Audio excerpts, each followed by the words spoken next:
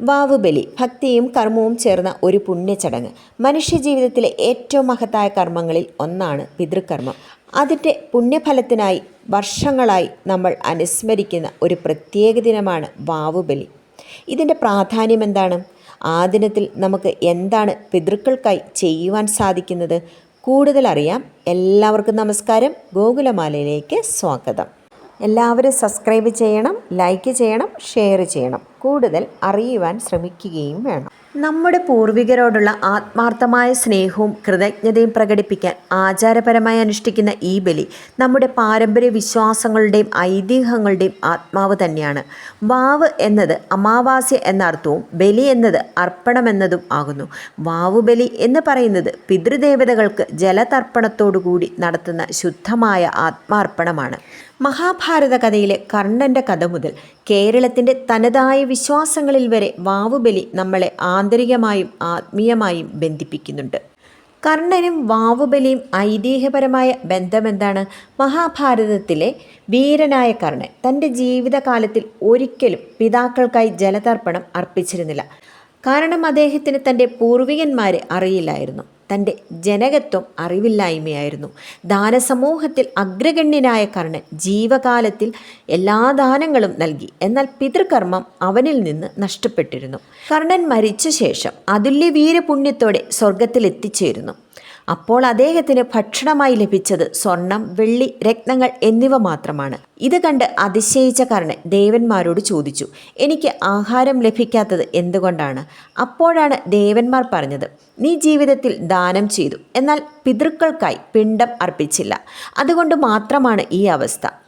അങ്ങനെ അദ്ദേഹം ആത്മാവിനെ അനുഭവിച്ച ബോധം മാറാൻ ദേവന്മാർ കർണനെ പൃഥ്വിയിലേക്ക് കുറേ ദിവസം അയക്കുന്നു. അതുവഴി അദ്ദേഹത്തിന് പിതൃകർമ്മം, അതായത് ജലതർപ്പണം ചെയ്യാനാകുന്നു. അങ്ങനെ ഈ ലോകത്ത് കർണൻ പിതാക്കളെ അനുസ്മരിപ്പിച്ച് അമാവാസ്യ ദിവസം തർപ്പണം ചെയ്തെന്നും അതിനെയാണ് നമ്മൾ ഇന്നും വാവുബലി എന്ന് പറയുന്നു എന്നതാണ് ഐതിഹ്യം. വാവുബലി ദിനത്തിലെ പ്രധാന കർമ്മങ്ങൾ എന്താണ്? ഉഷസ്സിൽ, അതായത് പുലർച്ചെ സ്നാനം നടത്തുക, നല്ല ശുദ്ധമായ വസ്ത്രം ധരിക്കുക, ശുദ്ധ ശരീരത്തോടെ ഉദയസൂര്യനോടൊപ്പം പുണ്യസ്നാനം ചെയ്യുക എന്നതാണ് പ്രധാനം. ഇപ്പോൾ എല്ലാ ക്ഷേത്രങ്ങളിലും വാവുബലി സംബന്ധിച്ചിട്ടുള്ള എല്ലാ കർമ്മങ്ങളും നടക്കുന്നുണ്ട്. അതുകൊണ്ട് അതിനെക്കുറിച്ച് കൂടുതൽ വിശദീകരിക്കേണ്ട കാര്യമില്ല.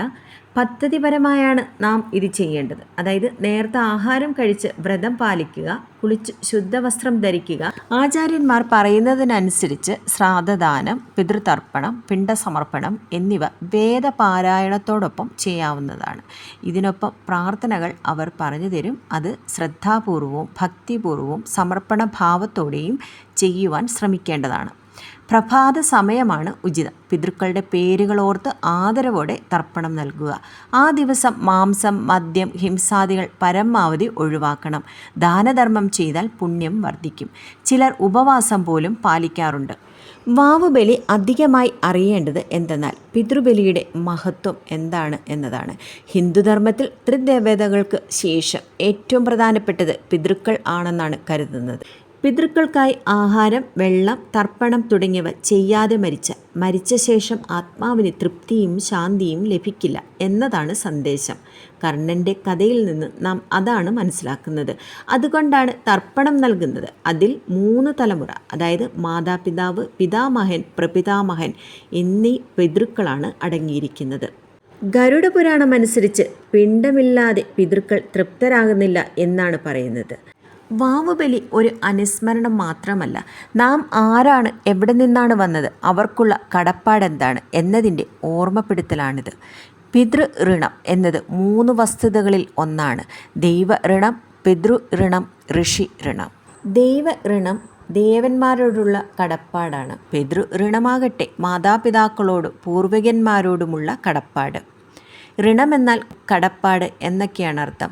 ഋഷി ഋണം ഗുരു, ചിന്തകൻ, വേദശാസ്ത്രങ്ങളുടെ ഉപദേശകർ എന്നിവരോടുള്ള കടപ്പാട് സൂചിപ്പിക്കുന്നത്.